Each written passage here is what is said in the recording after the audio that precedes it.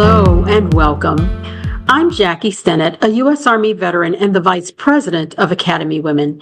Thank you all for taking time to join us for today's event. Academy Women's Career Coaching Workshop, which is held as an annual event, will continue to extend its reach by bringing you a monthly webinar series. As with our annual career workshop, which will be held in 2025 on April 2nd as a hybrid event, with options to attend in person or virtually, the monthly webinar series will provide insights from subject matter experts and thought leaders who share their knowledge on a broad array of topics designed to support the professional and personal development of military leaders. For those who are in or considering a career transition, be sure to visit our virtual engagement center. The Virtual Engagement Center is a 24/7, always-on platform where members of the military community can gain access to important resources, register for upcoming events, and connect through asynchronous text, audio, and video chats with top-tier military-friendly employers like Deloitte. And now, we are pleased to welcome Deloitte as our presenting partner for today's webinar. Deloitte first stood with Academy Women in support of our mission in 2012. Thank you, Deloitte, for your continued commitment to military women and the military community. Academy Women couldn't do the work we do without you. A special thanks goes out to Leah Jones, a U.S. Navy veteran and military spouse who works diligently behind the scenes at Deloitte to ensure military members are supported as they transition into meaningful careers subsequent to their service. You'll meet Leah shortly, but first, I'd like to introduce Susan Phelan, who will be your host today. Susan is a U.S. Air Force veteran, a graduate of the U.S. Air Force Academy, and is the founder and president of Academy Women. We've got a lot to cover today, so let's get started. Please join me in welcoming Susan to the virtual stage. Enjoy the discussion, everyone. I hope today's event will be helpful to you as you navigate your next steps. Susan, over to you.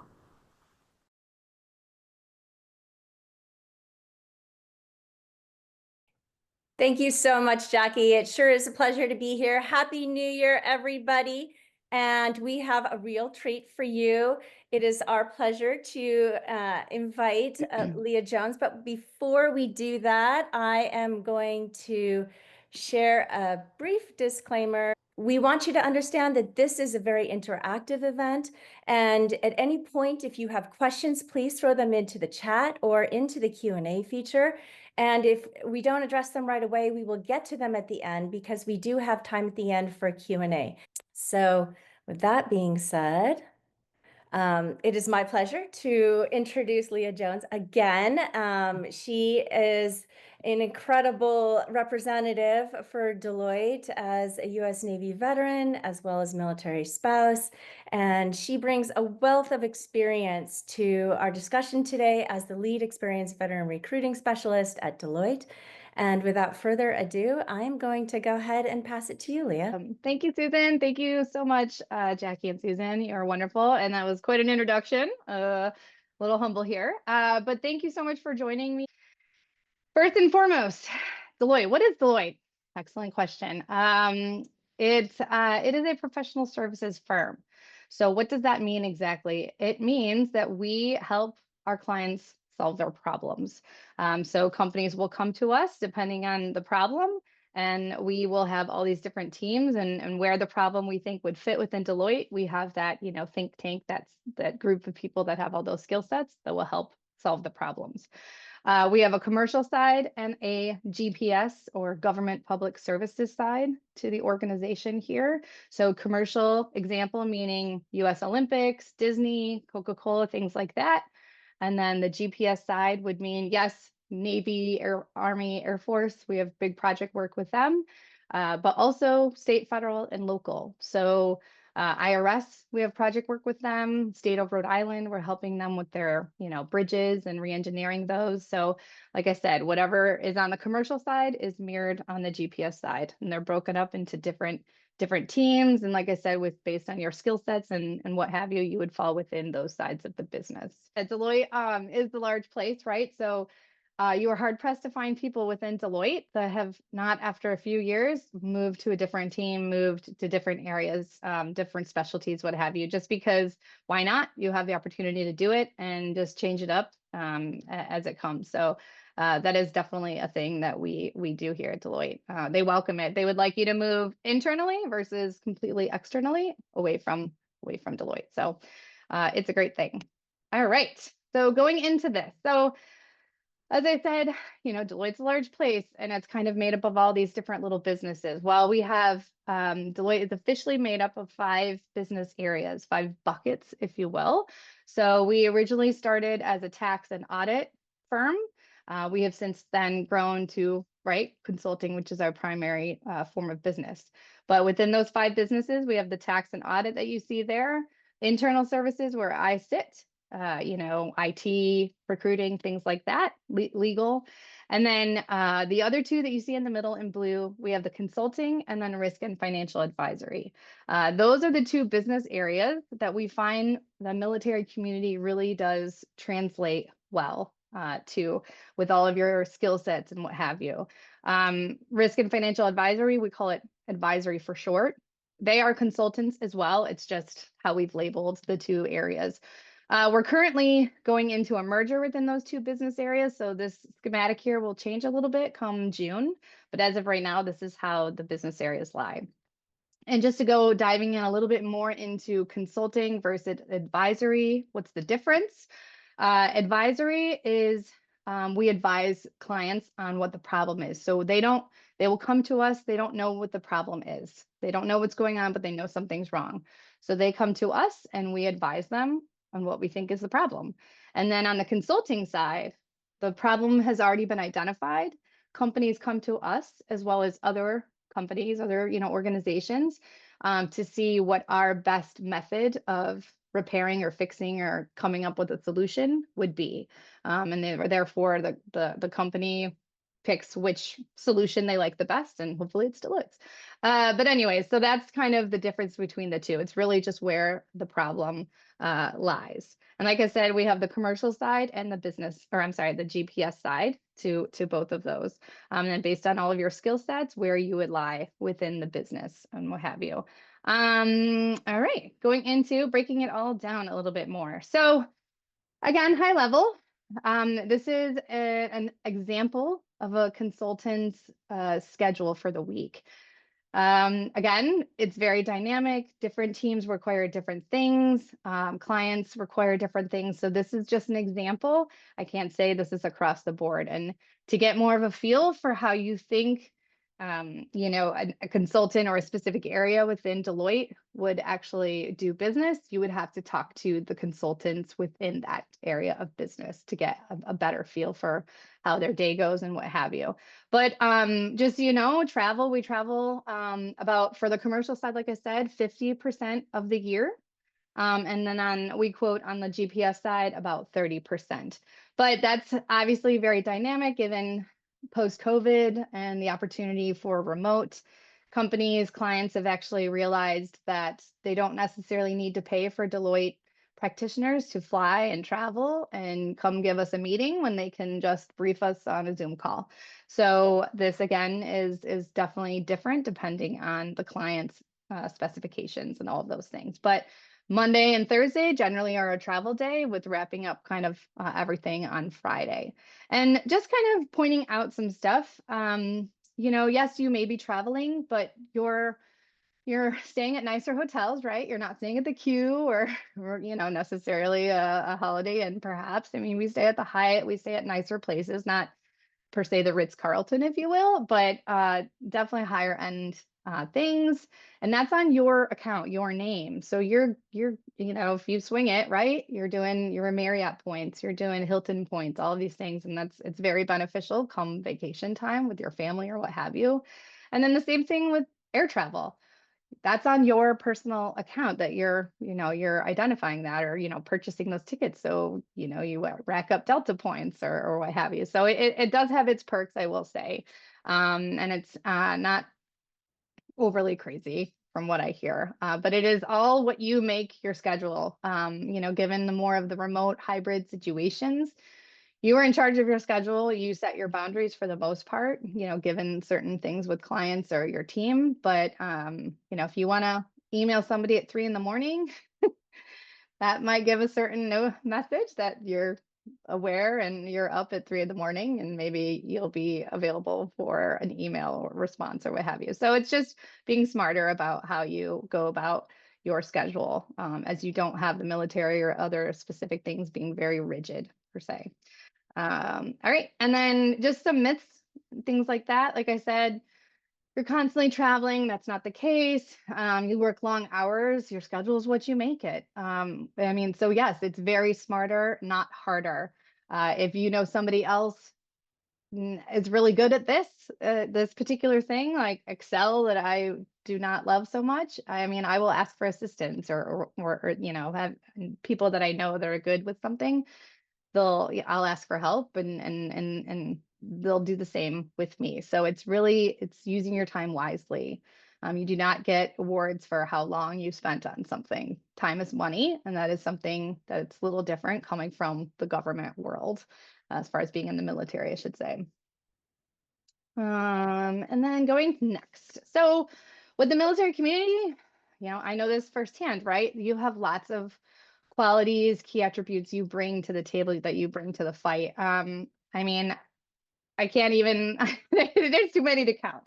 So, but I will say we have put some of them down here, and the ones specifically in green do translate really well to the professional services firm. The planning, the leadership, the interpersonal skills, just being able to communicate with people. I can't tell you how so far advanced you are than the junior guys that studied consulting and went to college for it and got an MBA in it. Like, it is night and day, I promise you. And I've heard this time and time again from our senior managers about the military community, and not just vets, but the spouses as well, as I can speak to that side, like the adaptability, the flexibility, the pressure play, all of those things really do resonate well with the professional services area. So I promise you, you have far more skills than maybe you think you do for consulting. Promise. We can have a chat about it and I'll boost you up. All right. So just talking about some, project roles, ambiguity, all of this stuff. Really, essentially going into it, it's smarter, not harder. And you need to understand that leaving the military community, all of those things, you are never going to be 100% knowledgeable of every little switch or thing or what have you, wrench, everything. It's just not, it doesn't happen in the real world. So you're always going to be about 70% sure going forward. And that's just, it's very uncomfortable. I still have problems with it, but you have a great, sense, your gut, if you will, of decision making and all of those things. And that is what we really know forward with the military community. Like, that's what I just said. Like, everyone in Deloitte understands what you do bring in that regard. So just relying on your judgment. It's okay to have some ambiguity. Don't worry about it. Your decision making is definitely spot on, and it will be fine. I promise you. But you I can't stress enough, like, the smarter, not harder, because time, like I said, is money. So and then I think I will go, why Deloitte? So just wrapping up this brief here as I keep talking. Just lots of things that Deloitte is great for. I really, truly am grateful for this organization. There's a lot of things here that you see on this slide that they have, like, lots of wonderful qualities and whatnot. I'm going to pick out a few for myself.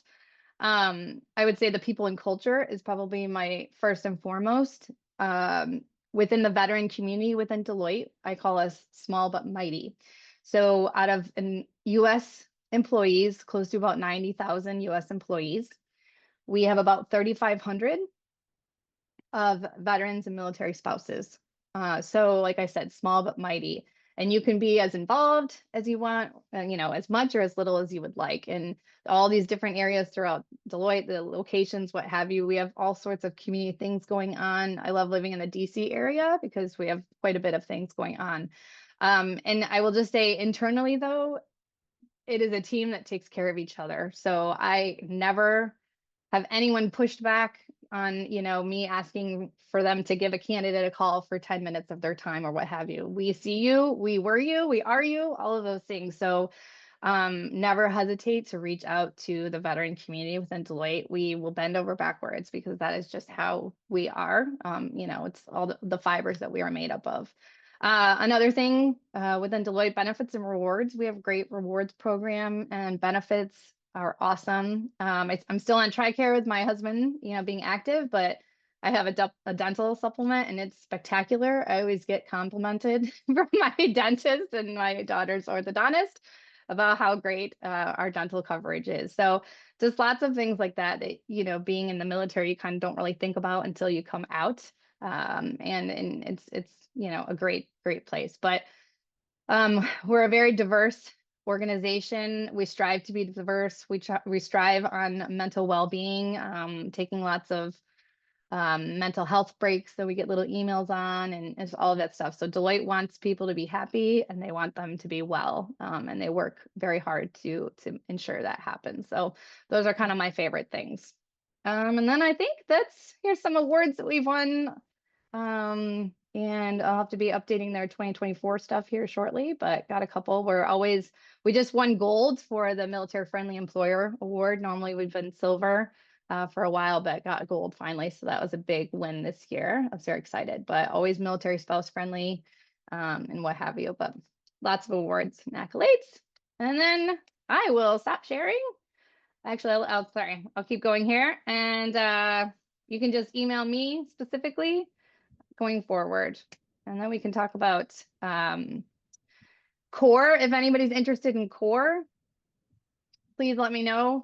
It's just a program that we have that we support about, it's kind of like TAP class, if people are familiar with TAP. This is for our active duty individuals. And it's just an awesome program. It's TAP on steroids. We basically show you how, what your fit is and where you can take your fit going into the world and your skill sets and what have you. It's spectacular. Thank you so much for that. There's a question that has come up around, especially since you probably experienced this firsthand. What are some common pitfalls you see veterans make when applying or interviewing for roles? Let's see. I will say for veterans specifically, this is kind of a big thing. You are always welcome to do you, but I will say that coming from me, I can speak personally. When I was in the Navy, going out of the Navy, right? In the Navy, we have a lot of responsibility for a low rank. And just because we're fewer in numbers and we go out on debts and all of these things. So my mentality was thinking I was a manager. I was at a higher level, but I was not in the civilian world. So there are some things that you have to understand that you will need to come down a little bit in your leveling and maybe some ego a little bit as well. But because even though you do have wonderful qualities and things like that that do translate, your skill sets translate, you still are entering a world that is different. So you will need to come a little bit lower than what you left the military at. It's not, Deloitte moves up the ladder quickly, so it's not an issue. It's about 18 months till you're eligible to your next level in the consulting world. They like to keep their consultants younger. Just because they like to have you, it's fast paced and everything like that. So that is something I think is an idea. You just need to understand where you are in the civilian side of the house versus the military experience. So yeah, Really anything helpful. else? Yeah. Yeah. So what would you recommend? The application process seems a bit onerous and intimidating for military applicants. What would you recommend as kind of a best practice approach to tackling the application as well as the entire job search process? And could you also give some tips around timing? Sure. Well, we'll start with timing. So I always tell people about 2 to 3 months from when you start applying to when you think you would be hired. So if you applied to one job, expect to be hired for it in about 2 to 3 months. The GPS side is a little bit slower, so maybe more on the 3 months side. But So I would think about that. And then, I'm sorry, what was the other part of the question? What were some of the tips you said? Or Navigating the application and kind of how to present yourself in the best light possible, oh, coming okay. from a military background. Okay.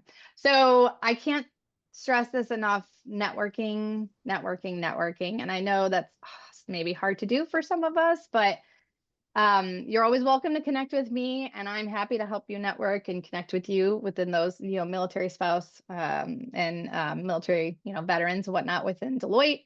But you always need to look online at our website and see what jobs we have available. But also, once you apply, connect with me, and then we'll help network you throughout. Like you have to do it in the system first, if you will, but you also have to ensure that you're backdooring the opportunities and getting people to refer you, getting people to recommend you.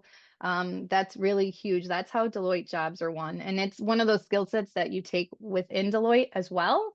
As you, like I said, you can move laterally across the organization. And that is how that's done as well. You network, you connect with people. Do you have room for me on your team? So it's just something that you will just have to get used to. It is not slimy. Like I said, everybody that I've come across in Deloitte is absolutely willing to help and connect with you and keep you moving. So I will say, always ask for help. It's okay. We all were where you are, right? I promise you that. I cannot stress that enough.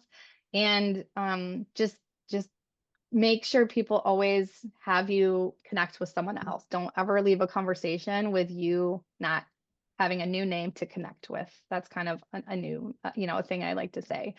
But I will say also recommending um, that you identify yourself as a diverse candidate within veterans are DE and I candidates. So self-identifying that is also helpful, as we want to make sure that we bring in veteran community because we're extremely beneficial with all of our skill sets and backgrounds. So that's another huge thing for Deloitte. I So love that tip. I love that. yeah. Several questions around core eligibility and just getting into the core program, specifically for those who have over 12 years in the military. We have a couple participants on the call who have 20 years plus. Is core something they should be looking into? If not, is there another program that would be recommended for them? Could you share some insights around that? Sure.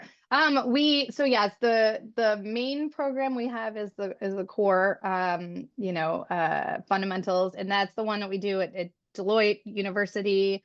That's where we fly you in. It's all on Deloitte's dime, everything like that. It's almost like a cruise ship, but it's on land and it's in Texas. You stay above the conference center. It's pretty spectacular. But there is a senior side to the house. They offer a different program because obviously it would be a different type of, syllabus, what have you, different talking points, being that you're at a higher level and, manager type. So we do offer that. A lot of them are at the service academies. So any questions on that, connect with me. I will connect you with the core team and they will inform you of the next courses and what have you. And also on that link, there should be a link. Jackie, I gave Jackie that link. There should be a core connection on that one. And if there's not, just let me know. I'll pass you forward. I love how Leah Watson confirmed that the food during core is also like a cruise ship. So it sounds like a pretty amazing experience. Yeah. You're gonna have to bring those like waistbands that like expand, right? I'm just kidding. It's robust. I mean, like when you do that particular one that's at the DU, it sounds magical and it's a great program, but it is, I'm not kidding you, 13-hour days. I mean, they really plug it in. You are hit the ground running when you get there, and there's very few breaking. So 2.5 days is not a lot to cover with what we cover. So it is a lot. Fantastic. So there's a question, and I think you spoke to this, but maybe if you could go into a little bit more detail. How is it different for veterans to basically be integrated into Deloitte? And then are there programs in place to help retain veterans? Great question. Or I like your question, I should say. Yeah, so we do have something called a 12-month journey. as we kind of instilled a few years ago when we realized that there was some attrition with the veterans. It's statistics, right? This is not just Deloitte, it's everywhere. Within the first 18 to 24 months, a lot of veterans do leave their first position getting out of the military. So we have instilled something called a 12-month journey that has really brought those numbers down. And it's just kind of like basically outside of who you choose to connect with and have mentoring within your teams, this is also another military member that is guiding you and helping you, similar to what you would, have in your commands, but obviously not as hand-holding, if you will, but it's lots of check-ins and teach, speaking to you in your own language, not so much in Deloitte language, all of those things. We also have Core Success. So Core does a program called Core Success. So about after a couple months of your military, if you've self-ID'd within our company that you're a veteran or a mil spouse, you will join, you'll be invited to go to a Core Success. And it's just a virtual thing, but it's essentially a medium where we can all come together and talk about some of our recent frustrations and learning how to bridge that gap and what everybody's learned and what have you now that we're on the civilian side, coming from the military mentality. So it's a great just couple hour course of just going over stuff and how we can all help each other. So and there's just lots of things that you can do within Deloitte to make sure that you're connected, that we've instilled. Yeah. Fantastic. Can you please provide more information on Deloitte Global? Great question. So, I mean, I guess the big thing is I don't know much about Deloitte Global. I just know that they're called member firms. So they're outside of the United States. And it is Deloitte as a whole, Deloitte and Touche name, but they are a different entity. So if we did want to, say if my husband was being stationed over in London, I would have to find a Deloitte global recruiter and apply to a position. I mean, I'm not necessarily starting from the ground as I'm already a Deloitte employee, but I would say that you're not guaranteed the position just because you work for Deloitte, US. So it is just a different avenue and more things you would have to, more hoops you would have to jump through to try to get a position. So that's helpful. Yeah. So is it kind of in a similar way around navigating once you're into Deloitte? Are there cross-training opportunities to change to another area within the company, such as consulting to advisory? Could you That's a great question. As far as skill set, things like that, like certifications, depending on the team, I mean, they'll give you opportunities to go get more professional certs and what have you. That's something that certain teams will accommodate financially for. I think as long as when you navigate across a firm, as long as you get someone that is high enough up to support a major transfer, I think the sky's the limit, quite frankly. Like I said, it's very entrepreneurial. It's very, you are in charge of your own future. If you want to just, keep going and coloring and keeping your head down, you're welcome to do so. But if you want to, keep going and learning new things, I absolutely, where there's a will, there's a way. And I promise you, Deloitte is all about that. And we love growth mindset. That is something constantly I always tell people to put on their resume because Deloitte loves that term. But yeah, that is evolution. That is what we're founded on, is just evolving and learning and being better and trying to be more mentally, socially, economically diverse with all of our organizations, all of our businesses. I mean, that's how they've learned, like that's where you get the best solutions for these companies, for these projects, because when you bring in more different thoughts and skill sets, all of that's when success really does happen. So they absolutely want that. Fantastic. All right, let's go back to core. There are a couple other questions around eligibility for core. It says on the website that it's only for military. Michelle is wondering, is it for veterans who've been retired or separated for more than 12 months? Or if not, is there something else that's offered? So yes, it is for active duty, but there is a caveat. So essentially, we don't promote this program. They do about, for this particular type of core, we do 3 a year, and we take about 60 fellows or candidates, if you will. And we get about 100 and something, 20, maybe 100 applicants, and you have to write an essay. And it's not like the highest performers, it's all across the board. They have all these different teams that pick, their best, their best people they think would really benefit from this program. That being said, yes, there are times where people have gotten out of the military, but they went right into an MBA or they went right somewhere. So they haven't really necessarily approached the real world yet. And they're absolutely welcome to participate and apply and what have you. And I mean, I support CORE down there, and I'm a table instructor. And there's several students that were veterans or are veterans that participate. Yes. Oh, You just that's gotta very write, helpful. plead your case. Like I said, just write that essay, and it should be okay.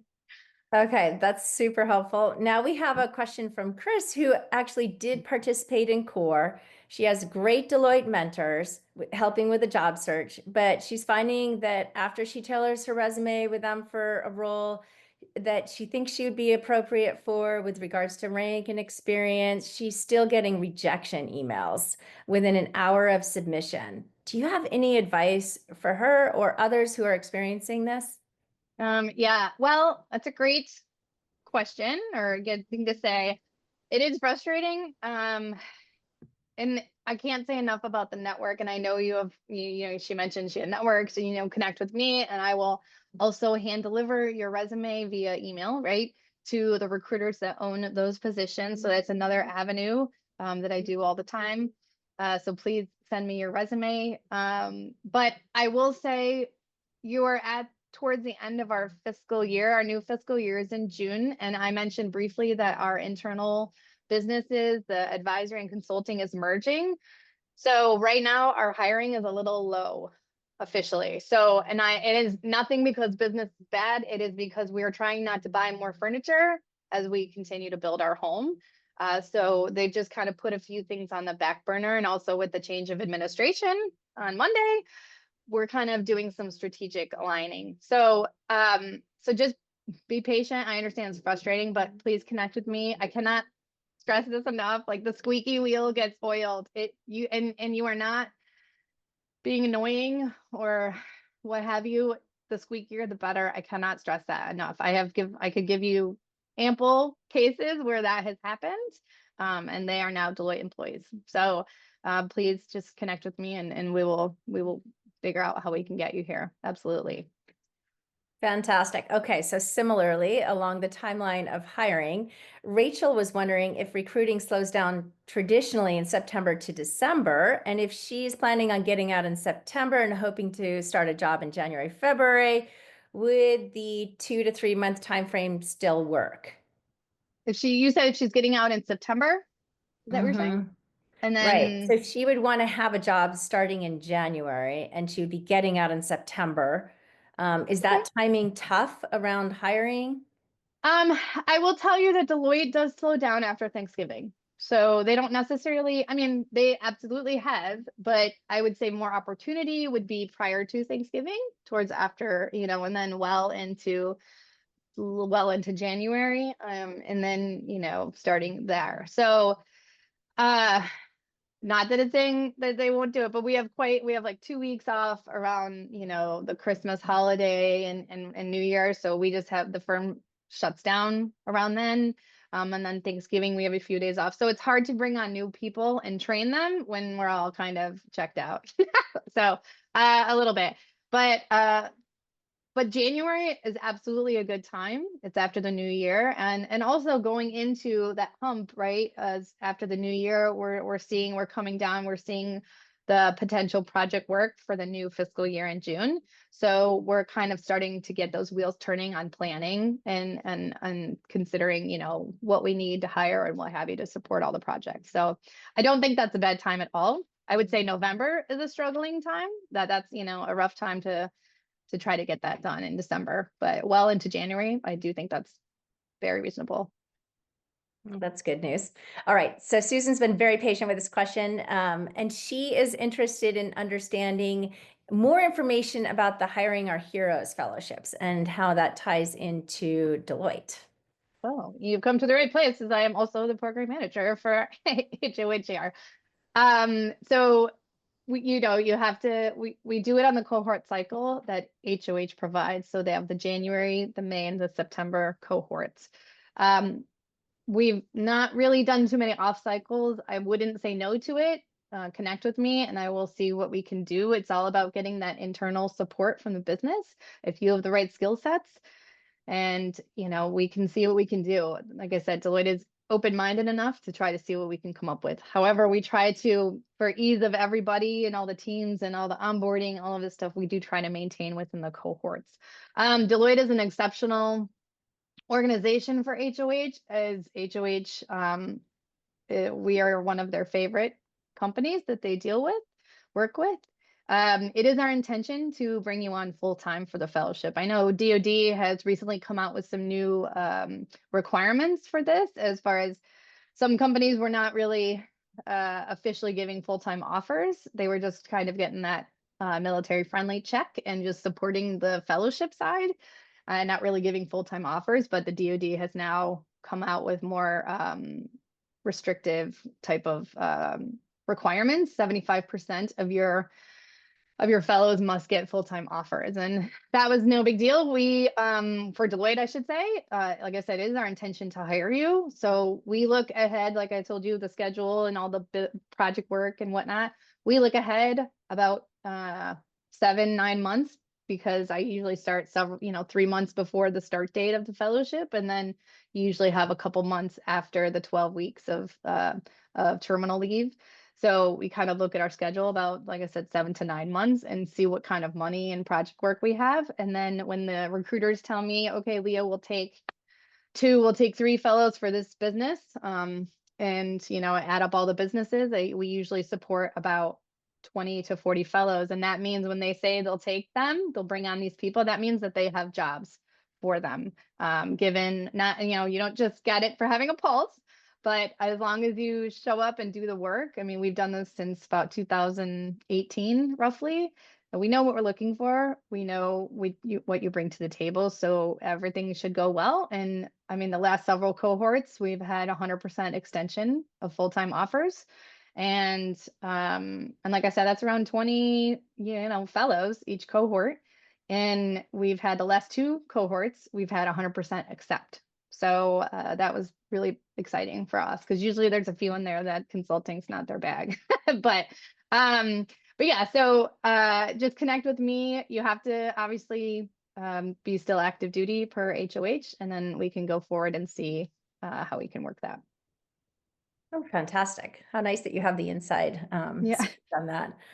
Great. Another question from Irma around the security, the clearance requirements. Are they strict? What kinds of requirements is Deloitte looking for? So when they do say that they want a clearance for the position, they typically do mean that they would like a clearance for the position. I have fought with them several times on this, but that kind of does hold true. However, I don't, again, where there's a will, there's a way. I don't necessarily say don't apply to it just because you don't have it. Deloitte has its own little method of obtaining clearances and what have you. Because we do tons of project work, we kind of have our own way of getting clearances, and we can get you interim clearances until then. So if you don't necessarily have a clearance, you can kind of get like a contractor version until your official one comes through. So there's ways to navigate. So I wouldn't say don't apply, but I would say don't be surprised if they didn't appreciate you not having a clearance. So I will say they're more strict on location. If the job says that it's in a certain location, that's more than likely where the position is. So just keep that in mind. Not all things are remote, especially for cleared work, as you might need to be inside cleared spaces and not your home. So yeah. Makes sense.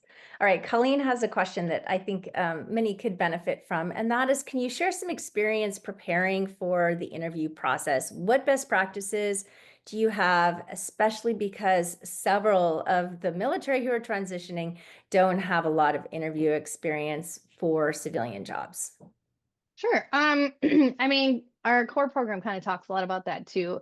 I think really putting your best foot forward and making you realize you do have a lot of qualities and skill sets to the positions. I will say having, you know, your kind of brand statement, if you will, to be kind of in a cliched term, but making sure you can, you know, your elevator pitch, hit that out pretty quickly. Being just, it shows confidence, I will say.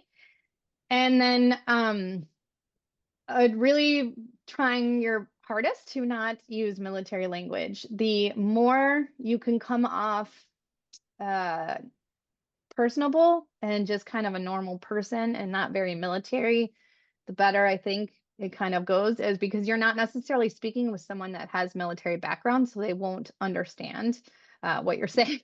So Deloitte has a lot of acronyms as well, but you know, obviously it's just different, and you just need to be aware that who your audience is and how to really explain what you do.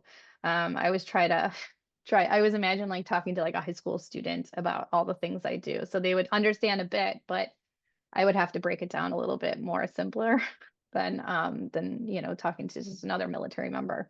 But I also think that it's okay to ask somebody if they are a veteran, so therefore maybe you can speak a little bit more frankly, what have you. But connecting with people within the business that you're looking to go after, I think absolutely getting the inside scoop on things that their area likes and likes to present, you know, in interview, what have you. But just being confident and you know, knowing that you do bring a lot to the situation, I promise. So I think that's good. What do you think about telling stories? So when you, for example, if you say you have a particular skill or you have a particular strength, is it helpful to be able to have a story that ties to that, or maybe prepare a story around a challenge you faced or something you're proud of? Are stories helpful in the interview process? I mean, I think so, because I think that's, you're communicating more, and I think that shows another layer of communication, and you able to present something in a visual sense, right? Having them try to visualize what you're doing. Like I used to be a helo pilot, so I remember I was kind of talking about a situation that I had in the cockpit and all of these things. And I really do think that it kind of gives you also a little edge of um standing out in a good way, like, oh, not everybody has a normal situation like this, so I'll be like, oh yeah, that helo pilot girl, like, right, the one with the, you know, fuel problem or what have you, you know, like these are things that they'll remember going forward. But I do think just as long as you don't get lost in the sauce of the lingo, so you need to make sure that you really do relate it well. But I do think that some of, you know, our experiences in the military community are impressive. And I do think that that makes you stand out. So you absolutely should showcase it, but just be aware that don't take yourself down a rabbit hole of just language and getting lost. So that's a huge thing. Very helpful. Okay, great. So several people are really appreciating this Q&A session. So thank you for being so candid with your responses. It's extremely helpful. Okay, so what is there a common surprise for military members who transition to Deloitte that they didn't know beforehand, and oftentimes say, oh my goodness, if I'd only known this? Could you share what that might be? I will say it's a little going back to the 12-month journey and making sure you have connections with people that are helping you and explain everything. I would say it's less hand-holding, right? Like the military. You know, there's no checklist really. There's no manual that you need to learn overnight. There's nothing. So that was a huge frustration for me initially. Like there was no turnover binder that I had to know everything so I could brief it the next day. Also, it always made me laugh as far as the type of communication.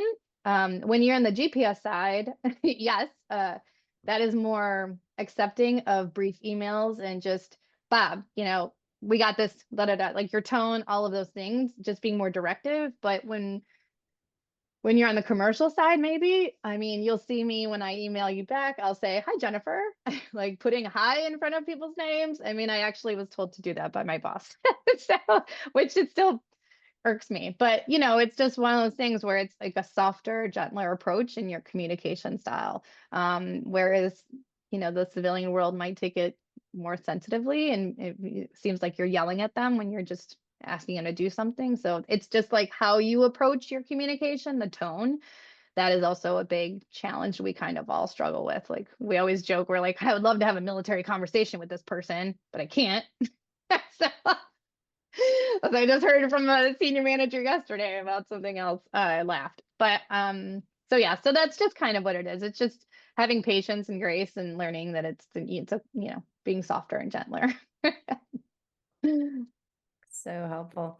All right. If there are any more questions, please go ahead and throw them in the chat. But I think what we're going to do is encourage you to take this, our closing poll, and then I am going to go ahead and share a couple opportunities. We have a 24/7 virtual engagement center, which is really an amazing opportunity for all transitioning military to connect with people like Leah and others, as well as get questions answered along the way as they pop up through the whole application process with whatever company it may be. This resource is just phenomenal, and it also gives you opportunities to see videos or get more information specific to military and veteran opportunities in different career fields.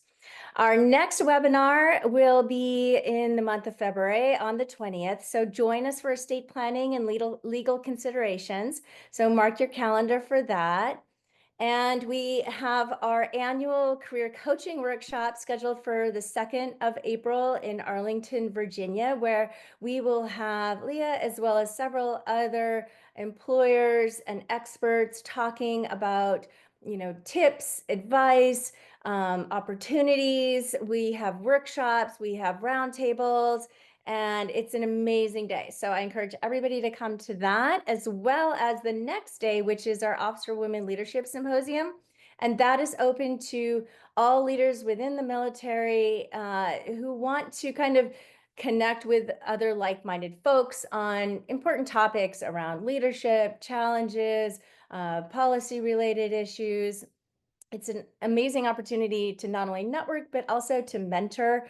We have cadets, midshipmen, ROTC folks, as well as, you know, even this year, I think we have some high school students who will be coming. So it's a really amazing event with lots of opportunities to connect with like-minded folks that you would never normally meet in your day-to-day operations. Just a final reminder, join us on the Virtual Engagement Center, register for upcoming events, and then let us know if you have any more questions with regards to the content here, and we could pass those along to Leah. But we will be sharing the webinar video as well as other links to important sites that are relevant to your job search. So I wish you all well, and I hope you have a great day. So, Leah, any closing remarks? No, just, you know, connect with me. You're welcome to call me, email me. I don't recommend LinkedIn, as I am a little overloaded, and social media is not my level of expertise there. So just email me, or, you know, call me. It's in my email tag. After you email me, I'm always welcome to have, you know, happy to have a conversation. So you guys are awesome, and I want you to know that you are. It is okay. The self-deprecating Navy officer is official. So you have lots of qualities, I promise. But yes, other than that, thank you so much for your time, and yeah, I appreciate it. All right. Have a great day. Bye-bye.